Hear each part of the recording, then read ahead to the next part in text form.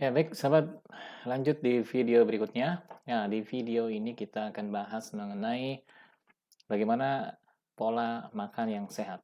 Oke, ya, sebagaimana di video sebelumnya saya katakan bahwa 90% ya gen DNA manusia itu identik dengan tumbuhan. Ini menarik ya.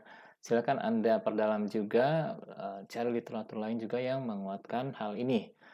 Oke, bicara pola makan, apa aja sih sebenarnya yang harus kita perhatikan ya untuk membangun pola makan yang sehat?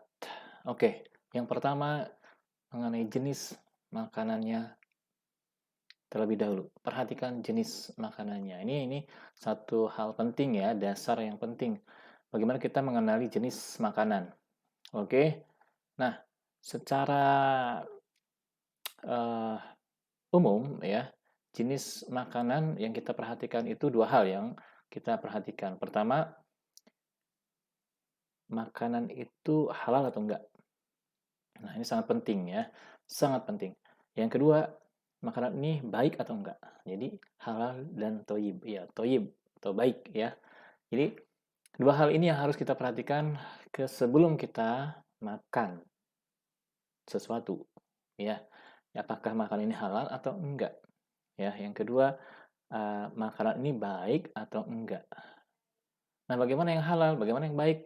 Nah, akan kita bahas di sesi berikutnya ya. Yang pertama itu dulu, halal dan toyib. Nanti akan kita perjelas lagi ya. Yang kedua, selain kita perhatikan jenis makanannya, yang kedua bagaimana cara makannya ya. Bagaimana cara makannya. Setelah kita tahu, oh ini makanan ini halal nih. Oke, sebagian umum, sebagian besar sih kita udah tahu lah ya, bagi orang-orang dewasa berakal sudah tahu mana membedakan mana yang halal dan mana yang tidak. Tapi kan kadang kita juga kurang tahu ya ketika misal uh, makan di sebuah restoran misalnya cepat saji, nah kita masih ragu nih sebenarnya makanan ini halal atau enggak, mengandung apa namanya bahan yang diharamkan enggak gitu ya. Nah, itu hal-hal lain yang ada hal-hal yang tersembunyi gitu ya. Tapi kalau makanan yang langsung misalnya, enggak saya makan daging. Nah, kalau daging, daging sapi, daging kambing kan itu halal gitu ya. Kecuali daging babi misalnya kan itu diharamkan, nggak boleh kita makan. Oke, untuk yang muslim.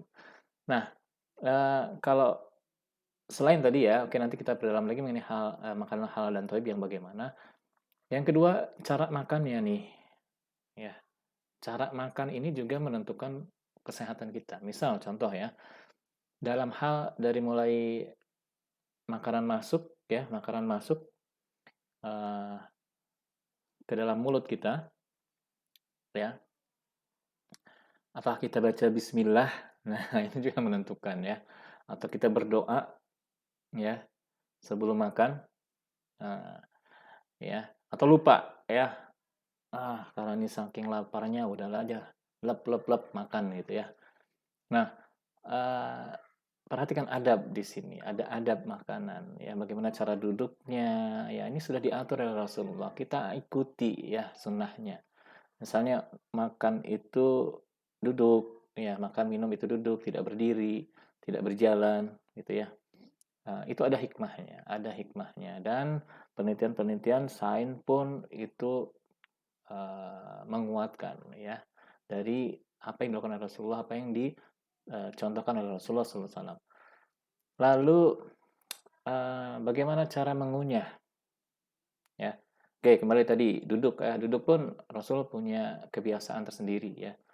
Uh, dengan ketika duduk di bawah misalnya itu kakinya salah satu naikin gitu ya, diangkat satu di bawah gitu. Itu uh, hikmahnya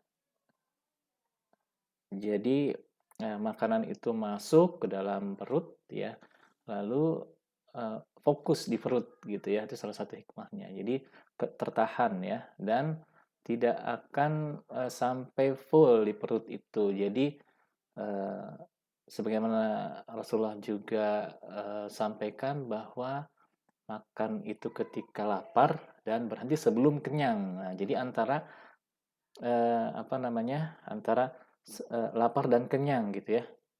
Makan itu Rasul sebenarnya tidak menentukan jam berapa. Jadi indikatornya adalah ketika kita lapar gitu ya.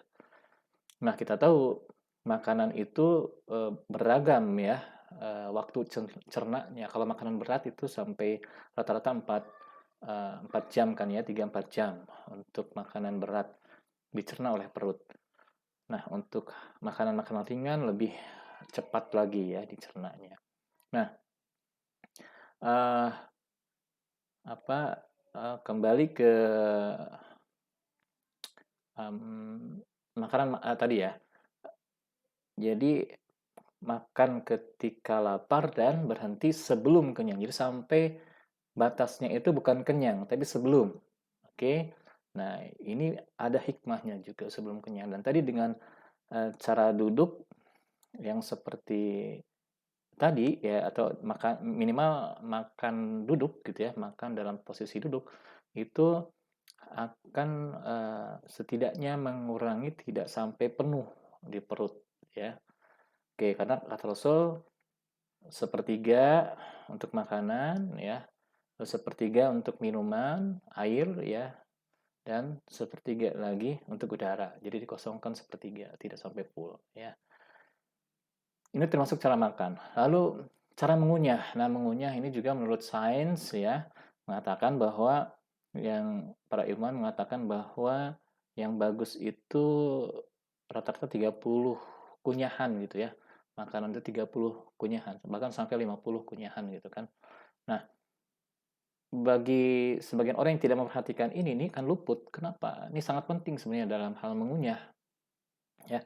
Mengunyah makanan, karena kalau makanan ini tidak dikunyah, misalnya karena tidak sabaran atau saking laparnya pengen cepat-cepat uh, masuk ke mulut lalu ditelan. Nah, ini berbahaya ya. Kenapa? Karena enzim yang ada di mulut ya uh, sebagai proses awal itu tidak bekerja atau tidak menghasilkan enzim yang dibutuhkan untuk pencernaan di perut. Ya, jadi semakin lama dikunyah itu akan semakin baik ya, si makan ini bertemu dengan enzim ya yang ada di mulut, dan ini akan mempermudah kerja lambung untuk mencerna. Itu poinnya ya. Jadi kunyahlah makanan uh, rata-rata 20-30 lah ya. Dan ini juga termasuk olahraga ya. Olahraga untuk melenturkan otot-otot di mulut ya. Itu pentingnya mengunyah. Lalu minum itu disarankan apa namanya? Ya sama duduk ya. Nah, juga hindari mencampur aduk terlalu banyak atau double ya makanan, misalnya makanan kandungannya ya, kandungan gizinya, kandungan nutrisinya, misalnya karbohidrat. Saya makan 2-3 jenis karbohidrat dalam waktu bersamaan. Misalnya makan nasi, makan ubi ya, singkong itu bersamaan. Nah, ini akan terlalu berat ya bagi pencernaan. Jadi sederhanakan ya. Kalau makan ya jangan terlalu banyak juga. Makan siang misalnya atau satu kali makan lalu berbagai macam bruk campur aduk gitu ya. Wah, ini berat, kasihan di pencernaannya. Jadi semakin sederhana sebenarnya apa yang kita makan itu akan mempermudah kerja pencernaan ya. Hindari berdiri, hindari tiduran gitu ya, dan lain-lain. Itu di cara makan. Ini menjadi bagian dari pola makan. Yang ketiga, waktunya ya, waktu makan, perhatikan. Nah, tadi saya katakan bahwa Rasulullah sebenarnya tidak menentukan makan itu pagi, siang, sore, secara jam gitu ya, tapi ketentuannya adalah ketika lapar. Nah, kalau ketika lapar lalu makan berat gitu ya, itu kan cukup sebenarnya untuk 4-6 jam gitu ya. Dan makanya penyebab dari kegemukan itu biasanya adalah muncul ketika waktunya makan besar itu makan sedikit ya, Nah, akhirnya kan tidak kuat sampai misalnya 1-2 jam udah lapar lagi kan. Nah, makanya setiap jam itu terdorong untuk makan cemilan ya. Makan cemilan, bahkan cemilannya lebih banyak dan misalnya berkalori tinggi. Ya, ya ini sebenarnya yang menyebabkan eh, terjadinya kegemukan ya. Oke.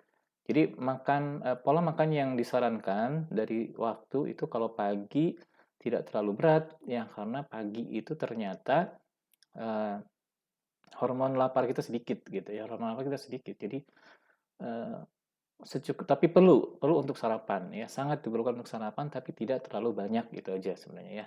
Nah, yang makan banyak itu sebenarnya di siang. Ini kebiasaan para ulama zaman dulu pun itu difokuskan ke makan siang yang banyaknya yang beratnya gitu ya. Dan sore itu diusahakan sebelum maghrib. Nah, itu sebelum maghrib udah makan ya untuk ke malam. Jadi hindari setelah gelap gitu makan. Karena butuh waktu tadi untuk mencerna ya sekitar 4 jam. Nah, bayangkan jadi uh, misalnya sebelum tidur itu apalagi kalau makan misalnya menjelang tidur terlalu malam, nah itu uh, tidak baik untuk metabolisme ya di pencernaan. Jadi itu secara waktu ya pola makan yang bisa kita bangun. Nah, berikutnya dari jumlah makanan. Nah, ini makanan yang halal, makanan toyib aja tidak cukup gitu ya. Kita perhatikan juga jumlah makanan yang kita makan ya intinya tidak boleh berlebihan tadi berhenti sebelum kenyang kan gitu ya apapun kalau dimakan atau kalau dilakukan berlebihan tidak baik termasuk dalam hal makan ya nah oke. Eh, Baik itu dulu ya di video ini jadi bagaimana kita membangun pola makan mulai hari ini kita perhatikan ya eh, mulai dari jenis makanan, lalu cara makannya, dan waktu makan, dan jumlah makanan.